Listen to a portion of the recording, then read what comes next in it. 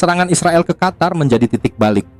Bukan hanya merusak ibu kota kecil di Teluk, tapi juga merobek ilusi keamanan yang selama ini dibeli Arab Saudi, Qatar, dan Uni Emirat Arab dengan uang perlindungan kepada Amerika Serikat.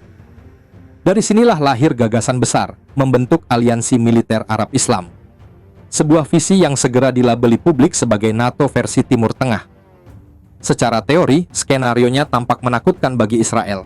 Mesir dengan personel militernya yang besar, negara Teluk dengan dana tak terbatas, dan Pakistan dengan 160 hingga 170 hulu ledak nuklir. Jika tiga elemen ini dipadukan, Israel untuk pertama kalinya bisa menghadapi ancaman eksistensial dari luar. Namun kenyataan geopolitik jauh lebih kompleks. Amerika Serikat punya doktrin bahwa Israel harus selalu unggul secara kualitatif di kawasan Timur Tengah. Artinya, Washington tidak akan pernah membiarkan aliansi Arab memiliki teknologi, senjata, atau sistem yang bisa menyaingi Israel.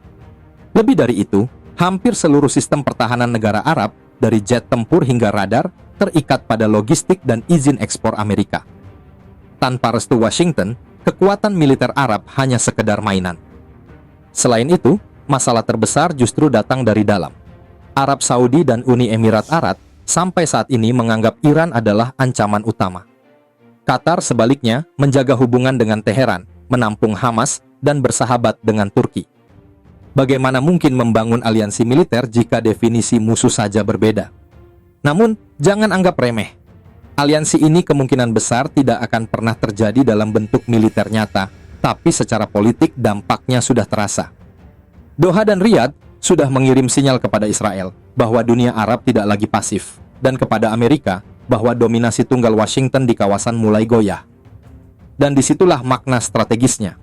Aliansi ini adalah gambaran bahwa Timur Tengah mulai bergerak menuju dunia multipolar, di mana pengaruh Amerika, Rusia, Cina, bahkan kekuatan intra-Islam saling bertabrakan. Apakah ini hanya gertakan politik untuk menekan Amerika dan Israel? Atau benih awal dari sebuah blok militer Islam yang benar-benar bisa mengguncang peta kekuatan global? Serangan Israel ke Qatar melahirkan sebuah pertanyaan yang lebih besar. Apakah dunia Arab akan terus jadi penonton, atau akhirnya berani menjadi pemain di panggung sejarah Timur Tengah?